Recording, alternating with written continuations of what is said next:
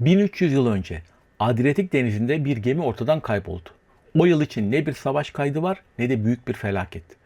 Asırlar boyunca sanki kimse bu geminin battığını fark etmemiş gibiydi. Ama 2014'te dalgıçlar denizin dibinde bir şey buldu. Arkeologlar ilk anda bunun sıradan bir batık olduğunu düşündü.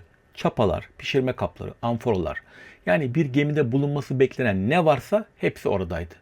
Ama sonra kumun altından çıkan altınlar bu hikayenin hiç de sıradan olmadığını gösterdi. İnce işçilik ürünü altın takılar, yakut, zümrüt ve incilerle süslenmiş bir kemer tokası, üzümlerle dolu bir bereket boynuzundan beslenen iki kuş figürüyle bezeli altın bir kemer ucu. Ve belki de en dikkat çekici parça, üzerinde 610 ila 641 yılları arasında hüküm süren Bizans İmparatoru Heraklios tasviri olduğu düşünülen bir altın mühür yüzük. Böyle bir yüzük sıradan birine ait olamazdı. Kimse böyle bir yüzüğü imparatorun haberi olmadan takamazdı. Büyük ihtimalle ya çok yüksek rütbeli bir devlet görevlisine ya da imparatorla doğrudan bağlantısı olan birine aitti. Ve buluntular bununla da sınırlı değildi. Konstantinopolis darphanesine ait işaretler taşıyan 14 altın solidus, yani 1. Konstantin döneminde basılmaya başlanan yaklaşık 4,5 gram ağırlığında yüksek saflıkta Bizans altın sikkeleri. Ama asıl şaşırtıcı olan gündelik hayata dair detaylardı.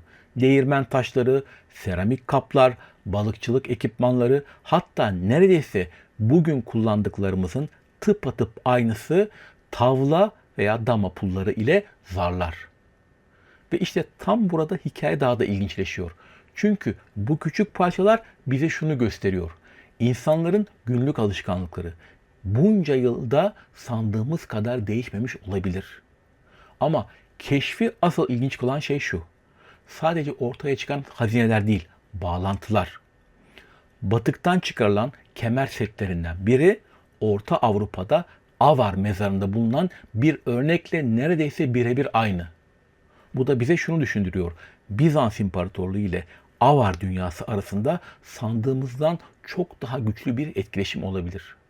Hatta bu parçaların aynı atölyede üretilmiş olmaları bile ihtimaller arasında. Şimdi kafamızdaki şu soruları toparlayalım. Bu gemideki kişi kimdi? Neden bu kadar değerli ve özel eşyalar taşıyordu? Ve belki de en önemlisi, bu gemi nereye gidiyordu? Hikayenin başladığı yer Hırvatistan açıklarında. Adriyatik'in en güneyindeki adalardan biri. Millet. 2014'te bir dalış ekibi burada rutin bir araştırma yapıyordu. Aslında burası arkeologlar için sürprizlerle dolu bir yer sayılmaz. Çünkü Millet binlerce yıldır deniz ticaretinin tam ortasında duruyor. Antik çağda burası doğu ile batıyı birbirine bağlayan ana deniz yollarından biriydi. İtalya'daki Ravenna ve Venedik gibi limanlar doğrudan Konstantinopolis'e, yani bugünkü İstanbul'a bağlanıyordu. Ve bu yoğun deniz trafiği geride bir şey bırakmıştı. Batıklarla dolu bir deniz tabanı. Bugüne kadar bu bölgede M.Ö. 2. yüzyıla ait bir Roma gemisi, nadir Osmanlı seramikleri yüklü 16. yüzyıl Venedik ticaret gemisi gibi 20'den fazla gemi batığı bulunmuştu. Ama daha da ilginci şuydu. Bazı Bizans batıklarından çıkarılan amforların üzerinde sadece Grek harfleri değil, Orta Asya kökenli runik semboller de vardı. Bu da bize şunu gösteriyor. Bizans İmparatorluğu deniz ticareti düşündüğümüzden çok daha geniş bir dünyayla bağlantılıydı. Balkanlar, Karadeniz, hatta Kuzey Avrupa'ya kadar uzanan bir ağdan bahsediyoruz. Kısacası burası su altı arkeologları için adeta cennet, hatta bir açık hava arşivi. Son olarak 2014'te bulunan bu batık diğerlerinden tamamen farklıydı. Dalgıçlar 40 metre derinlikte önce sıradan parçalarla karşılaştı. Amforalar, eski bir kazan, her şey normal görünüyordu. Ta ki kumun altında parlayan eşyalar ve Heraklios'a ait olduğu düşünülen altın mühür yüzüğü ortaya çıkana kadar. O anda herkes şunu anladı. Bu sıradan bir ticaret gemisi değildi. 7. yüzyılın sonları ile 8. yüzyılın başlarına tarihleniyordu. Yani tarihçilerin uzun süre karanlık çağlar diye adlandırdığı bir döneme ait. Yaklaşık 18 metre uzunluğunda 60 ton taşıma kapasitesine sahip bir Bizans gemisi suların altında yatıyordu. Bu dönem Bizans İmparatorluğu için pek de parlak sayılmazdı.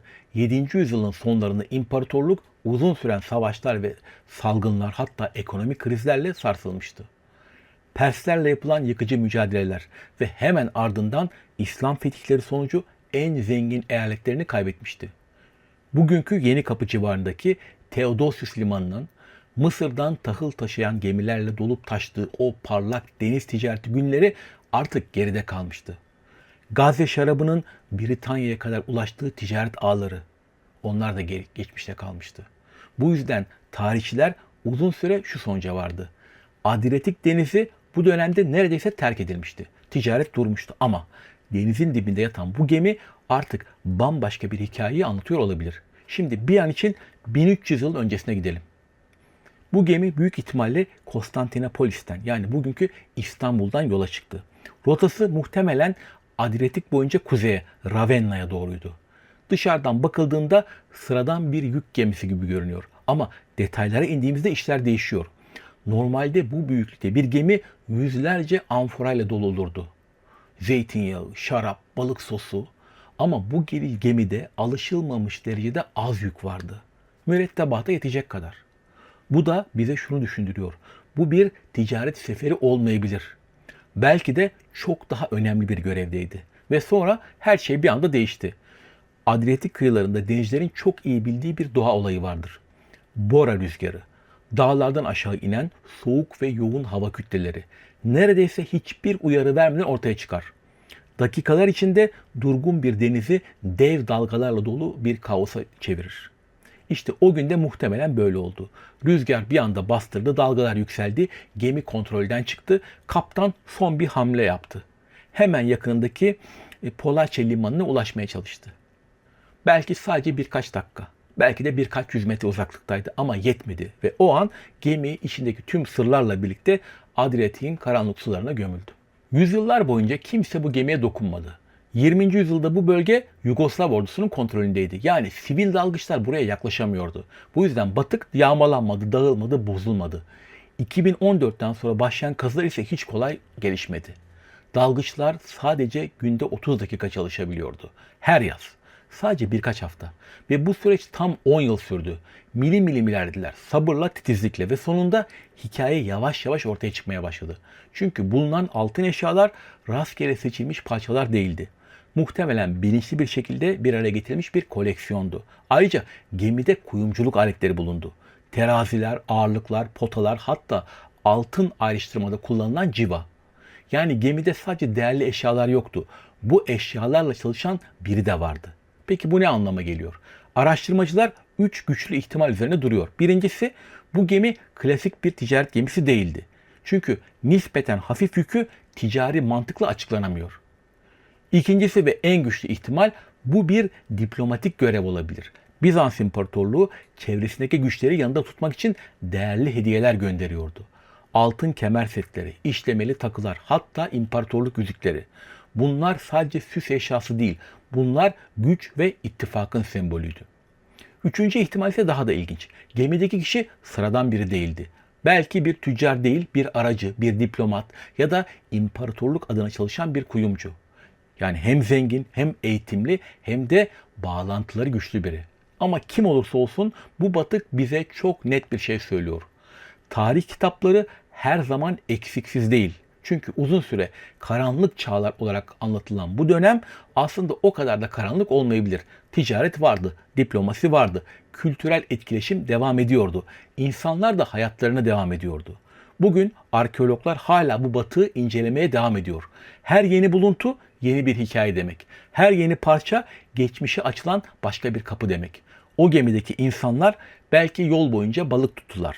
Belki tavla oynadılar. Belki de varacakları limanı konuşup planlar yaptılar. Ve sonra birkaç dakika içinde her şey sona erdi.